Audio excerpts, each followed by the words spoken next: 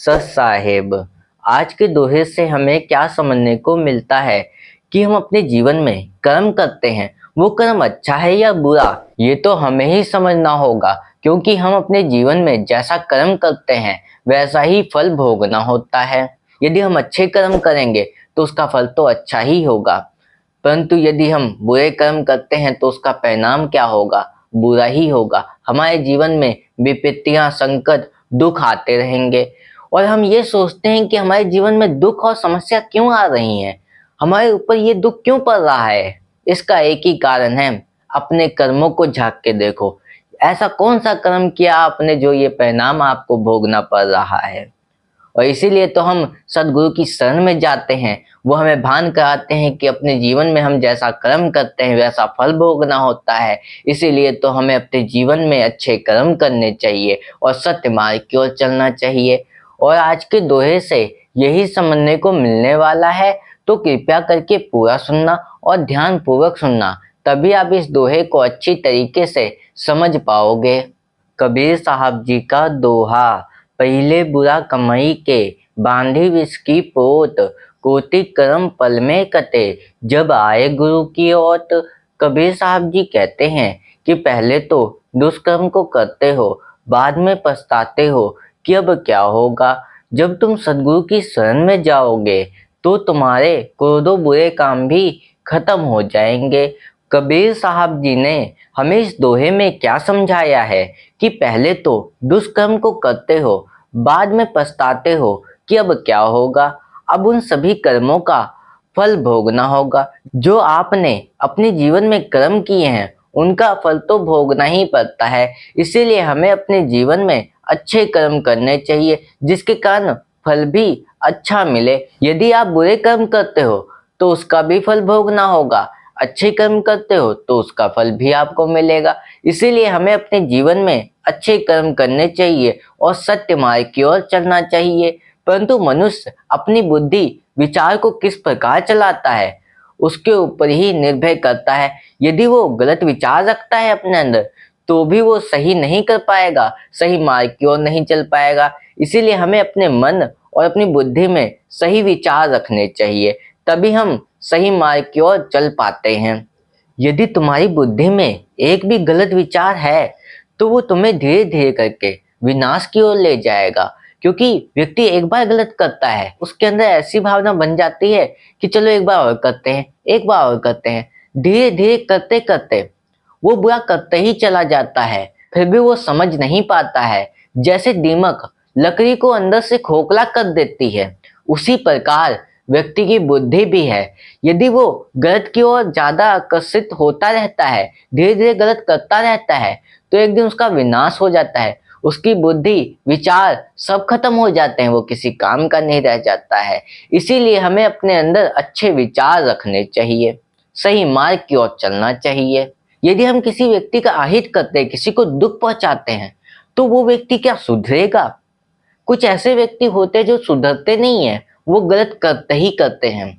और इस संसार में बहुत से ऐसे व्यक्ति हैं जो गलत करने के बाद भी पछताते नहीं हैं, और एक दिन उनके ऊपर ऐसी भारी दिक्कत आ जाती है, ऐसी समस्याएं आ जाती हैं, फिर वो पछताते हैं कि अब क्या होगा, अब मेरे साथ क्या होगा। अब उन सभी कर्मों का फल भोगना होगा आपको। इसीलिए हमें अपने जीवन में अच्छे कर्म करने चाहिए। यदि आप ये कहते हो कि हे परमात्मा, मेरे साथ ही क्यों गलत हो रहा है, तुम्हारे साथ गलत नहीं हो रहा है, तुम्हारे कर्म आपके साथ गलत कर रहे हैं। क्योंकि जैसा कर्म करोगे वैसा तो फल भोगोगे। ईश्वर से कैसे बचोगे? ईश्वर से कोई नहीं बचता, वो तो हृदय की भावना को जानते हैं।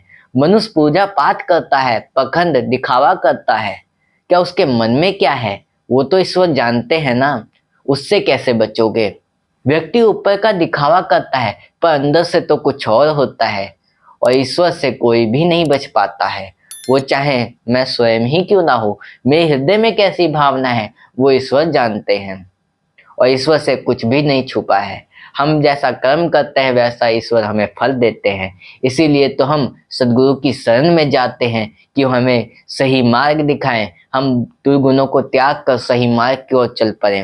दुर्गुण कौन से होते हैं? क्रोध, लोभ, लालच, ईर्षा, जलन, ये सब दुर्गुण हैं। और यही सब तो गुरु हमें समझाने का प्रयास करते हैं कि अभी भी वक्त है, समझो इन चीजों को और सही मार्ग की ओर आ जाओ। यदि नहीं आते हो तुम तो इसका परिणाम भोगने के लिए तैयार रहो। समस्या, दुख, तकलीफ, कष्ट ये तो आता ही है जीवन में। हर समस्या का हल होता है, हर समस्या से निकलने का एक रास्ता होता है। वो रास्ता है आध्यात्मिक। सदगुरु की शरण में आना होगा, तभी तुम सही मार्ग की ओर चल पाओगे। परंतु जब तुम्हें सदगुरु मिल जाएंगे तो तुम्हारे क्रोधों बुरे काम भी खत्म हो जाएंगे। वो तो तब हो पाएंगे जब आपके अंदर अच्छे विचार की वृद्धि होगी। वो तो गुरु के द्वारा ही हो पाता है, क्योंकि गुरु हमें शिक्षा देते हैं, ज्ञान देते हैं। उस ज्ञान के द्वारा ही हम अपने जीवन में सत्य मार्ग की ओर चल पाते हैं। यदि हम अपनी बुद्धि में कुछ भी गलत विचार रखते हैं तो हमारा सही नहीं हो पाता है, और गुरु हमें उसी का भान कराते हैं कि इस ज्ञान को प्राप्त करें, अपने जीवन में अच्छे कर्म करें, क्रोध, लोभ, लालच इन सबसे परे हो जाएं, तभी आप अपने जीवन में सुखी रह पाओगे। यदि आपके जीवन में इन सब का वास है तो आप सही मार्ग पर कभी नहीं चल पाओगे, क्योंकि चलने की कोशिश करोगे तो ये आपको बार बार रोकने की कोशिश करेंगे। कभी क्रोध, कभी लोभ, इन सब की वजह से मनुष्य सही मार्ग पे नहीं चल पाता है। इसलिए इन सबको हमें छोड़ देना चाहिए, तभी हम सही मार्ग की ओर चल सकते हैं।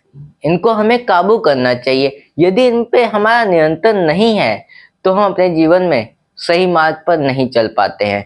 क्योंकि यदि आप अपनी बुद्धि को गलत चीजों पे लगाते हो, गलत विचारों पे लगाते हो, तो भी आपका जीवन सही ढंग से नहीं चल पाता है। यदि इसी बुद्धि को सही जगह पे लगाओगे तो आप अपने जीवन में उन्नति करोगे, आगे बढ़ोगे। और यदि आप किसी का गलत करते हो, किसी को दुख पहुंचाते हो, तो उसका परिणाम तो आपको भोगना ही होगा ना। इसीलिए हमें अपने जीवन में जितना हो सके अच्छे कर्म करने चाहिए, किसी का भी अहित नहीं करना चाहिए। यदि आपके पास कोई मदद मांगने आ रहा है, यदि आप मदद कर सकते हैं तो कर दें, पर बुरा ना करें। यदि बुरा करेंगे तो उसका परिणाम आपको ईश्वर देंगे, क्योंकि ईश्वर सब जानते हैं, आपकी हृदय की भावना को भी जानते हैं कि आपके अंदर क्या है, वो जानते हैं। इसीलिए आप ईश्वर से नहीं बच सकते। इसीलिए अपने अंदर अच्छे विचार रखो, अच्छे गुण अपने अंदर रखो, तो आपके साथ हमेशा ही अच्छा होगा। आज के दोहे से हमें यही बात समझने को मिली है कि हम अपने जीवन में बुरे कर्म करते हैं, फिर बाद में सोचते हैं कि यह कर्म अच्छे नहीं थे, मुझे ये कर्म नहीं करने चाहिए थे। उसका कोई लाभ नहीं होता। समय रहते यदि हम समझ जाएं तो उसका फायदा हो पाता है, हम सही दिशा की ओर चल पाते हैं।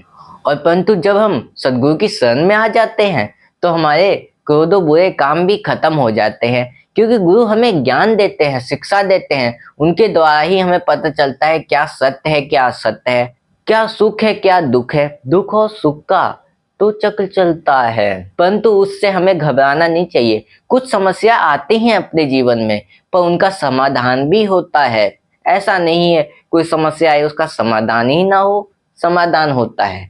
इसीलिए हमें कभी घबराना नहीं चाहिए, कभी हमें डरना नहीं चाहिए, उसका डट के सामना करना चाहिए, तभी हम अपने जीवन में आगे बढ़ पाएंगे।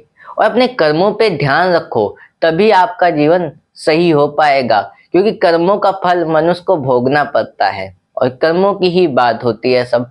मनुष्य जैसा कर्म करता है वैसा फल भोगता है। और आज के लिए बस इतना ही, फिर मिलेंगे ऐसे ही एक नए दोहे के साथ। और इस चैनल पर ऐसे ही कबीर साहब जी के रोज नए नए दोहे आते रहेंगे। उसे सुनने के लिए चैनल को सब्सक्राइब कर लेना। सत साहिब।